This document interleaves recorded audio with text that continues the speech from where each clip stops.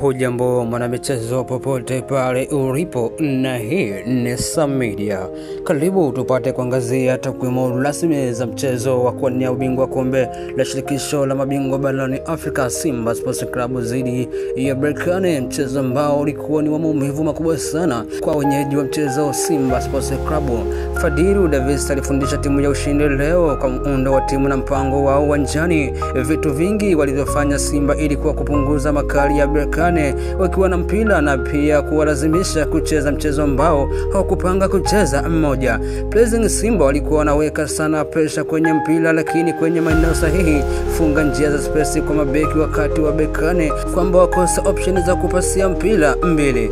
Simba walikuwa wanashinda sana mipambano yao iwe ya mpira au mwili dhidi ya mwili na kufanikiwa pia kushinda mipira mingi ya pili. Tatu move ball quick, mpira ulikuwa unatembea haraka sana kutoka sehemu moja kwenda nyingine. Zumuni ni kupata space haraka na pia mpira ufike kwa wachezaji wao wa juu wakiwa maeneo hatarishi kwa Berkane.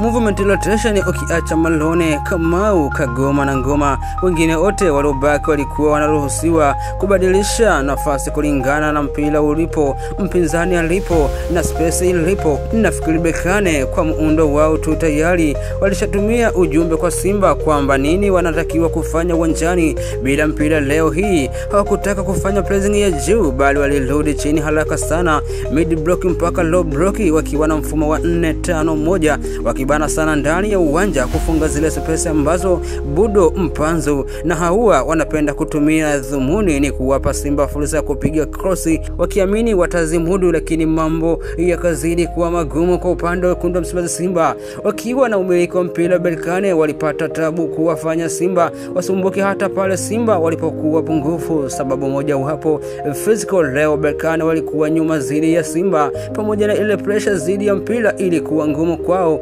kucheza normal game yao.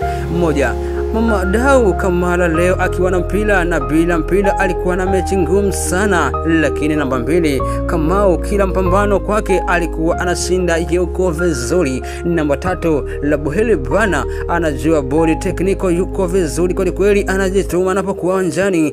4 Mpanzu lazima tu atakuuliza maswali magumu ila unaweza kukosa cha kufanya. 5 Dayo mipira ya juu anaipenda sana, anaitawala kwa kweli. Namba 6 Mutale kacheza game nzuri sana leo, yani maua yake apewe, ila refa tu alichokifanya katika siku hii leo kiukweli hakitokuja kusahaulika kwa upande wa uongozi wa Simba, lakini pia kwa upande wa mashabiki wa Simba. Lakini full time Berkane goli moja, Simba goli moja, hatimaye Simba wamelikosa kombe hili la kuwania ubingwa kombe la shirikisho la mabingwa barani Afrika. Ni yapi maoni yako kuhusiana mechi hii, hasa kwa mwamuzi wa mechi hii? Una maoni gani? Hebu tuendeshe maoni yako, tutumie comment yako nasi tukifanya tumepitia na tutakujibu.